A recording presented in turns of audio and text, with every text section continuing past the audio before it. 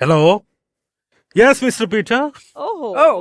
No, താങ്കൾ ഈ പറഞ്ഞിരിക്കുന്ന കാര്യം ശാസ്ത്ര ലോകത്തിന് തന്നെ അപമാനകരമായ കാര്യമാണ്. നോ നോ നോ, എന്റെ കയ്യിൽ അതിനുള്ള എവിഡൻസ് ഉണ്ട്.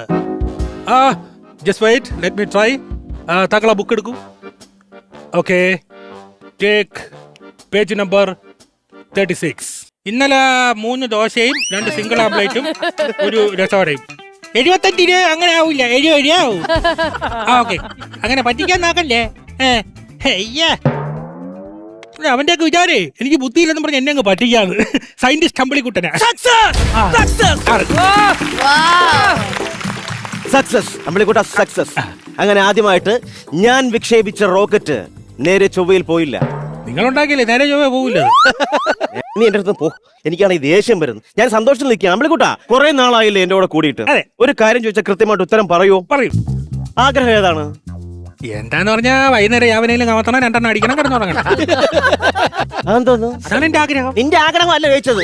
ആ കാണുന്ന ഗ്രഹം ഏതാണെന്ന് അറിയാമോ? ഇല്ല. അറിയില്ല. അതെങ്ങനെ ഒരു ഗ്രഹം കണ്ടുപിടിക്കാനുള്ള ഒരു കഴിവുണ്ടെങ്കിൽ അതൊക്കെ പറയാൻ പറ്റൂ. അങ്ങനെ പറയണ്ട, ഞാനും സ്വന്തമായിട്ട് ഗ്രഹം കണ്ടുപിടിച്ചു. നീ ഏത് ഗ്രഹം കണ്ടുപിടിച്ച ഒരു അമ്പിളിക്കുട്ട? ദിവസം എന്നെ വീട്ടിൽ നിന്ന് ഇറക്കി വിട്ടു. ഞാൻ സങ്കടപ്പെട്ട് മാനം നോക്കി നടന്നപ്പം ഞാൻ ഒരു ഗ്രഹം കണ്ടുപിടിച്ചു. ഏതാണ് ആ ഗ്രഹം? 2 മുറി, ഒരു ചെറിയ അടുക്കളയേ ഉള്ളൂ. എന്നാലും കുഴപ്പമില്ല, എനിക്കത് മതി. ഞാൻ വാടക എടുത്ത ഗ്രഹം.